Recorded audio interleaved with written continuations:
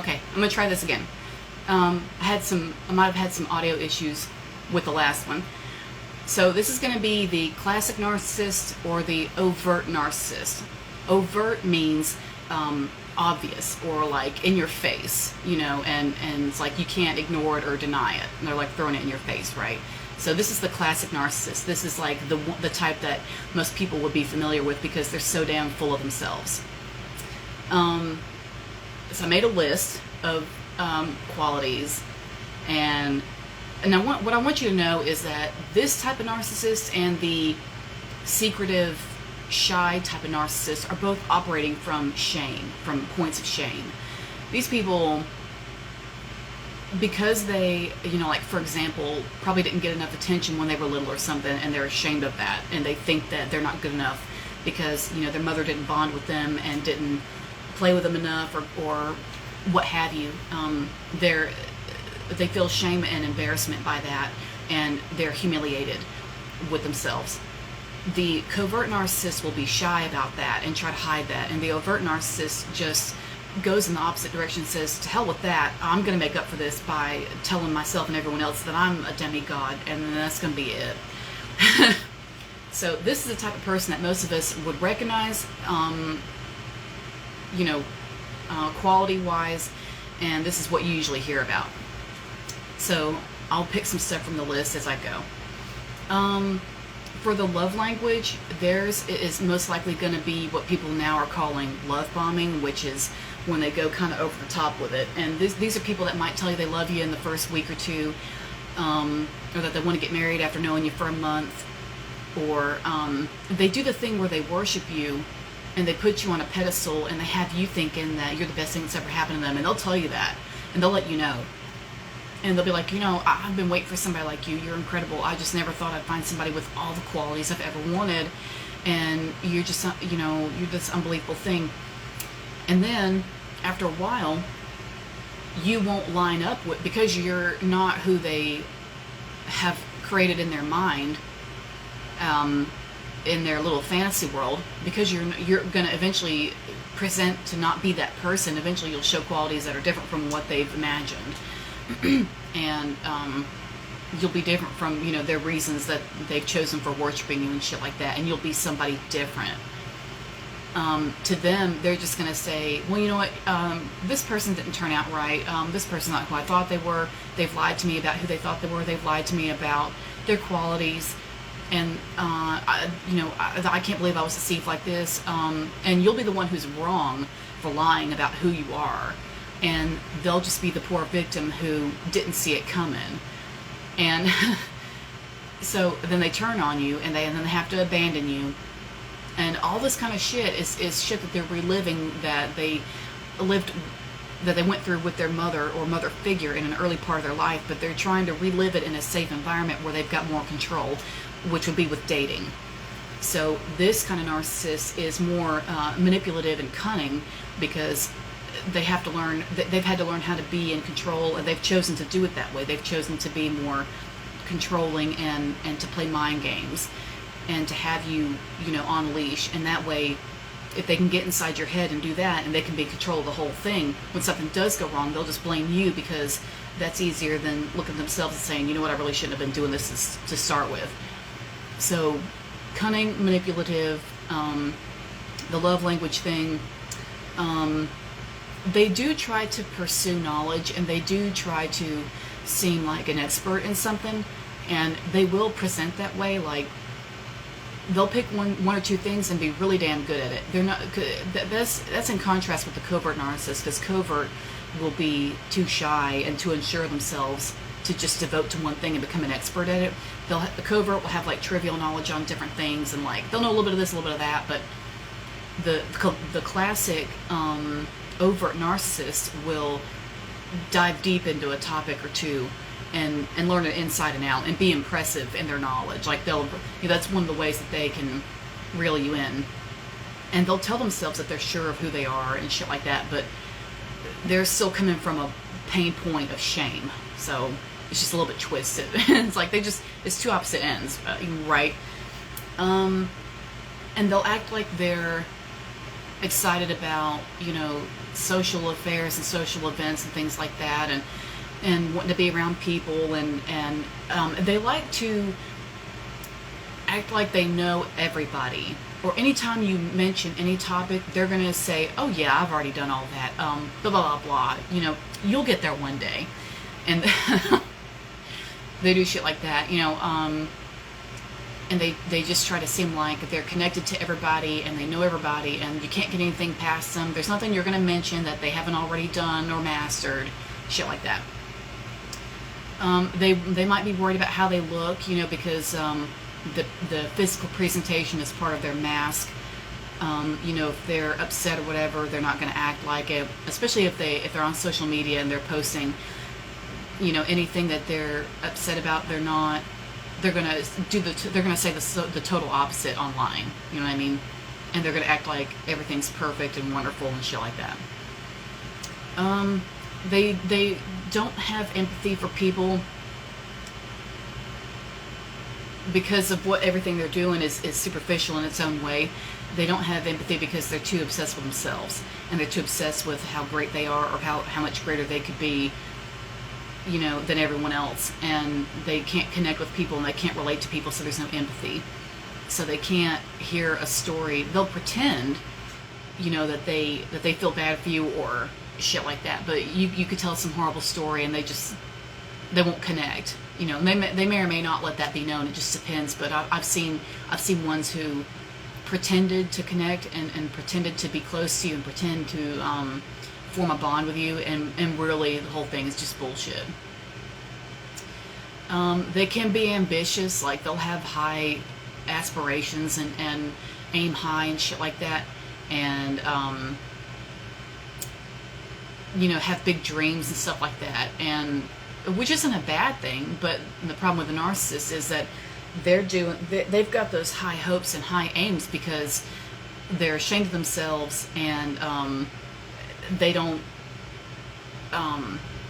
they're trying to make up for it by doing all these great things. You know, well, if I do all this, I'll be good enough. I feel like shit, so I'm gonna make sure that the world, you know, sees me differently than how I see myself.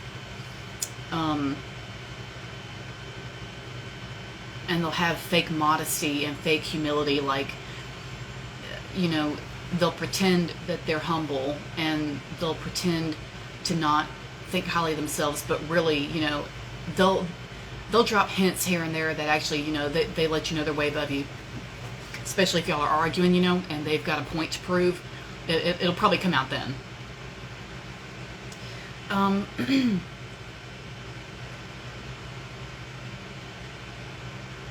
And they'll try to learn things like the quick way. They'll try to like be in a hurry to learn a lot of things, and they'll be in a hurry to get a lot of certificates or to get some kind of education or to take a lot of classes, and they'll be in a hurry to really prove that they've got all those certificates and that they've got all that knowledge and they've got all those skills. And they might value their children over anyone else's or over the rest of their family members.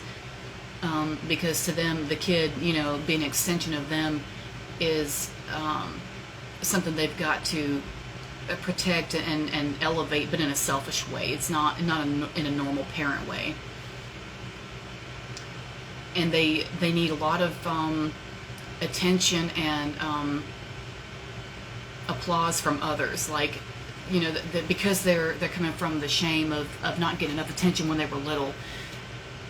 It's all they can do to make up for that and to get whatever, you know, accolade, is that the word? You know, and tribute from anybody and everybody as much as possible. So that's why they always present themselves like trying to get another award, trying to win another competition, trying to get another certificate, trying to be better at something than everyone else. Because as long as they're better than somebody else at something, anything, you know, constantly all the time, that's all the more reason to clap for them and say, oh, that's so good, you know, good for you, you've worked so hard for this, blah, blah, blah, you know. And really, they probably took shortcuts to get there anyway, but that's the whole point, is to get the clap at the end. It's not for growth or, you know, self-development or any of that kind of thing. It's just for attention. Look at me, look at me.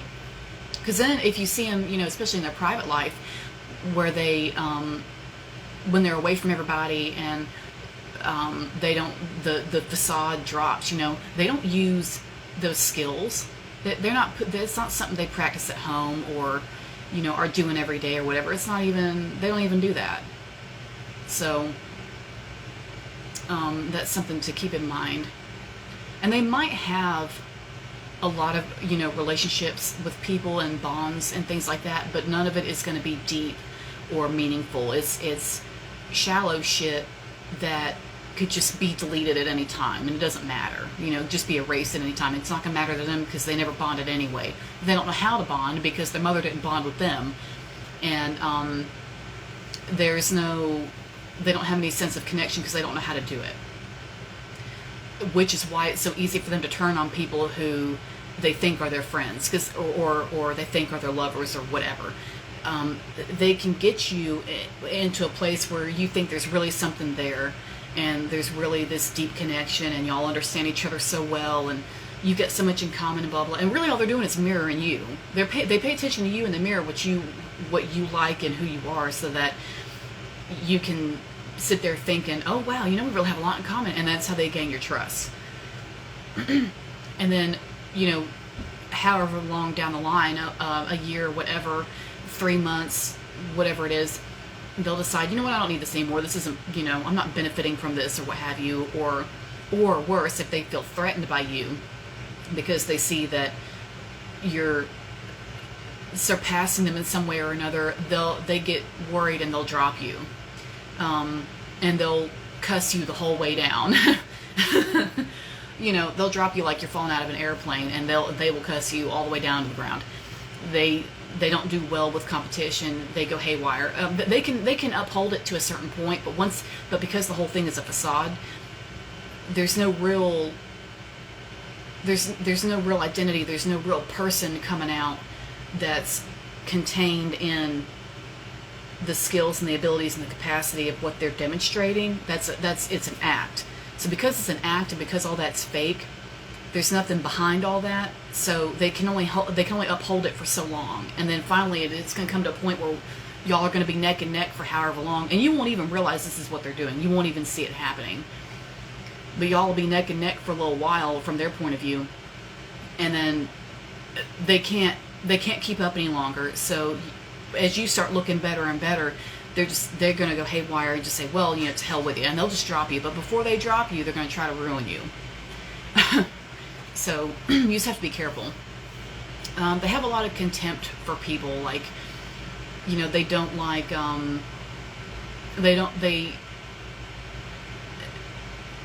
because they can't connect and they can't relate, they have a lot of hatred and disgust and disapproval for a lot of people, like, it's unusual, like how much they look down on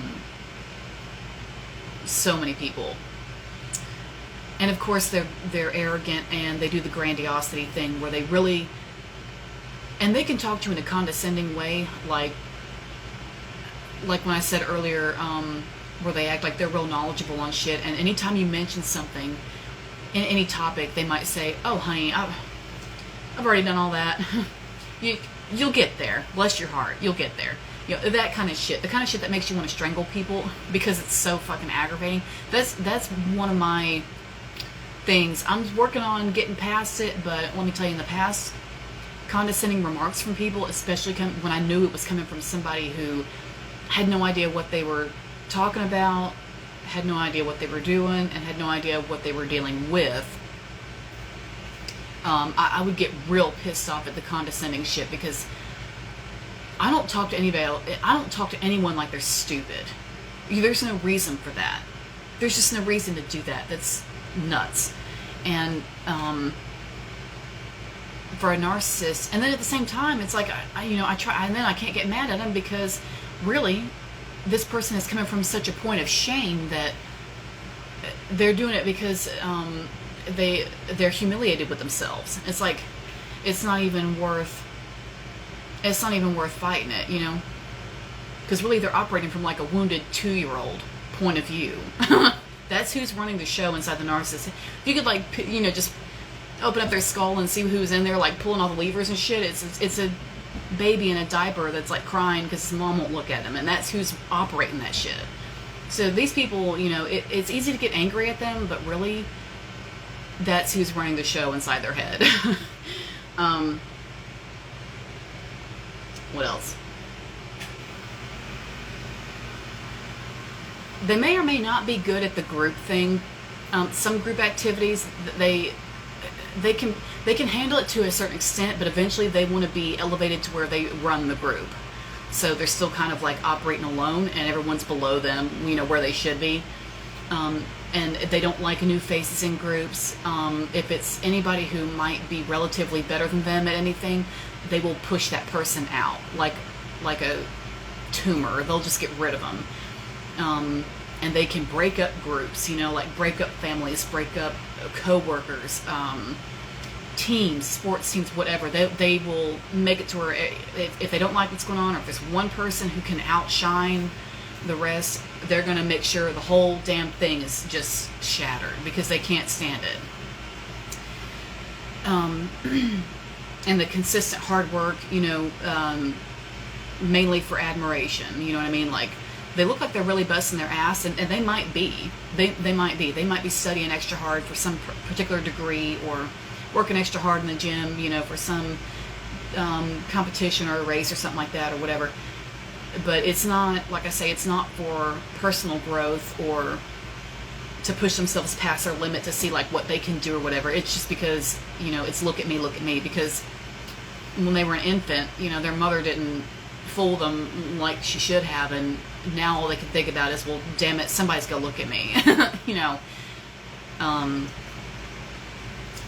And they act like they're real charming, and they carry themselves like they would, or at least should be, accepted everywhere. You know, like and they like to try to act like they can talk to anybody, and they can associate, and they can fall right in with anybody, and they can fit in anywhere because they know everything, and they know every subject, and they can discuss any subject in great detail and great length.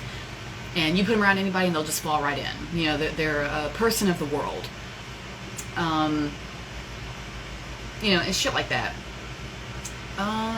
They act like they don't like money. They do. They try to act like they're above all that, like they're some kind of a guru who's enlightened and has come real far spiritually, and they're above all that, and they don't need that, and all this kind of shit. But really, behind the scenes, they're busting their ass trying to get every dime they can, because they do like money, you know, and they worry about it, and they fret over it considerably more than the rest of us do, whether they've got it or not. You know, it's just like whatever the next pursuit is that might bring more money, or whoever they can manipulate next to get more money out of, it's on the list.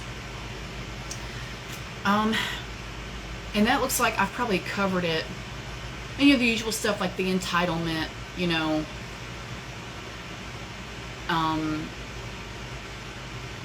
the mask, you know, the fakeness, the fake humility, the fake submissiveness, or fake humbleness, shit like that. You know, just the usual stuff. But that's pretty much a good foundation for the overt narcissist. And this is somebody who carries himself like they are really on top of the world, and that they really know their shit. But like I say, it starts to fall apart when they get caught up, you know, and they trip over their own feet. Because what they're, like I say, they're operating from a point of shame, so they're not being genuine, they're being fake. And they build that fantasy world where they're in control and anything's possible, but only through them. And then when you get sucked into that, you become part of that, you know, matrix, and you get stuck there, and you become, you know, the mother and the child at the same time. It's just like and then they start telling you, well no, you're wrong, you've changed, you're this different person now, and shit like that. And really it's just because you didn't fall into their fake shit and their fake identity they created for you and everything else. So like I say, they're trying to sever the bond with you so they can sever it with their mother at the same time, except in a more safe environment, because they're trying to relive that shit over and over again. So, but I'll do more on that later. But anyway, that is pretty much the classic narcissist traits, and I think most of us who have run into them have run into that type. I think that's a lot more common. So that's it for that. But I thought I would do, 2 separate videos to show the differences. And hopefully that puts it in perspective for y'all. If you know anyone like this, you just have to be careful. Don't count on them for anything. Don't invest in them. Don't join forces with them for anything. Don't listen to anything they say. Like, don't listen to those people, because everything they're saying is to get attention and to get admiration and to get acceptance and shit like that, just because they couldn't get it when they were in diapers. And it's so bad for them that they're having to do all this just to get by. And that's why the shit that they do, and especially their relationships with whoever, just crumbles. Which is the same reason why, if they decide they don't want to fool somebody any longer, they just drop them. They have no remorse about it, no bad feelings, no thoughts of well, what am I losing if I cut this person off or whatever, because they fool you into thinking it's a genuine bond, like a genuine friendship, genuine relationship, whatever, and then they drop the other shoe because, like I say, they can't maintain the facade any longer, and you realize, the whole thing was just competition. So that's that. But I thought I would clear that up because I got some questions in the Facebook group about that. And then if you want to join my Facebook group, it's How to Stop Attracting Narcissists for Women Only. And there's no series of weird questions or whatever, just get in there and be nice to everybody. And that's a safe space for us to share stories, get help from me. You get more one-on-one with me. Group members get 50% off on my Etsy store. And y'all get to decide the topics for my videos and stuff that are coming up. And ideas for, y'all can give me the ideas for like new programs and things I can put together to help you better. So that's why if you check my website, I added back the 3-week program, and also I created a weekend program for anyone who wants to just do like 2 days in a row with me. We'd pick a weekend and we would just do that, and it would be one-on-one with me all day on both those days. So I've added that as well. So, and then my link is in the bio if you want to see that. And that's it. So that's Covert Narcissist, and I'm sorry, that's Overt Narcissist. That's the classic Narcissist, and that's it. So thanks for listening.